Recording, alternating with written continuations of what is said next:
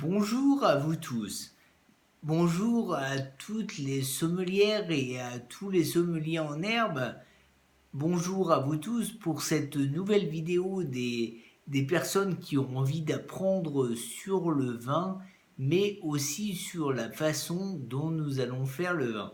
Alors aujourd'hui, je voulais vous parler plus particulièrement d'un terme que l'on entend parce que vous savez, nous sommes passés de nos balades dans les vignes, eh bien nous sommes passés dans la cave à côté du Miron qui va commencer le travail. Les vendanges sont terminées maintenant, donc nous allons passer à l'élevage, à la transformation du jus de raisin en vin, le vin que nous connaissons tous par ailleurs.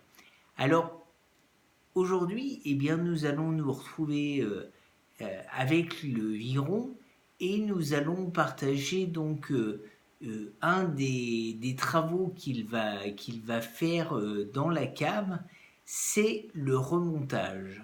Alors le remontage, c'est quoi? Eh bien vous savez, nous avons parlé il y a peu de temps du fait que les grains de raisin, quand ils arrivent à la cave, enfin, les jus de raisin sont mis dans des cuves pour commencer le travail, l'élevage du vin. Alors, le remontage, c'est quoi?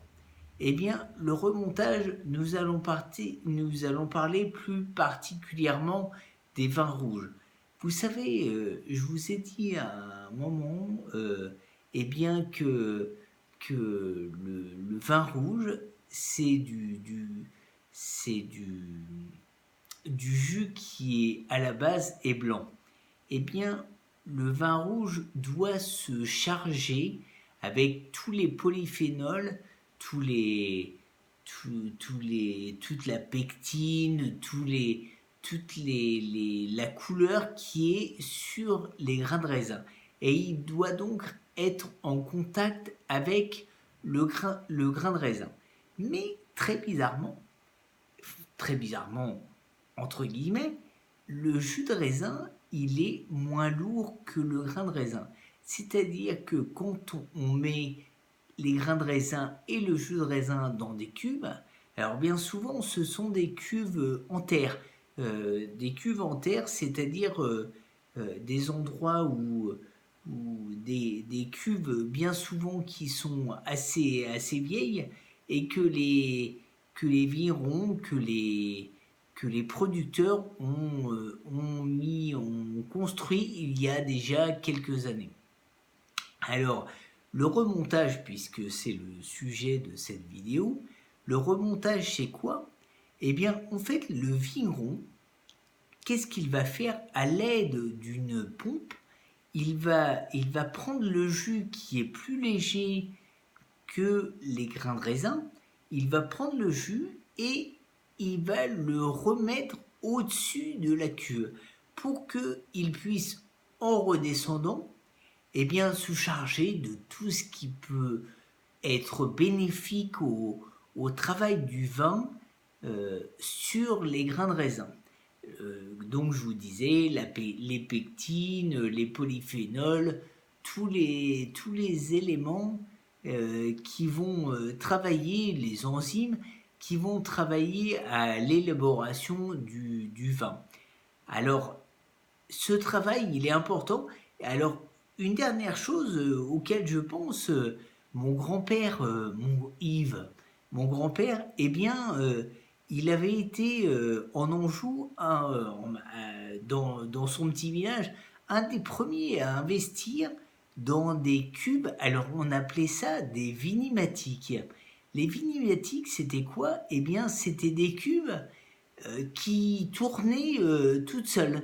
C'est-à-dire que le jus, dans des cycles réguliers, pouvait retourner la cuve et donc le jus pouvait redescendre, eh bien, en reprenant tous les éléments qui étaient importants à l'élaboration, à l'élevage du vin. Alors, une petite pensée particulière pour mon grand-père. Et puis, eh bien moi, je vais vous dire à très bientôt.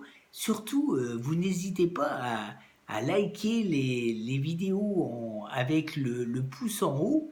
Et puis, je vous dis, moi, à très très bientôt pour une nouvelle vidéo où nous allons parler de deux choses euh, dont dont on aurait pu parler aujourd'hui.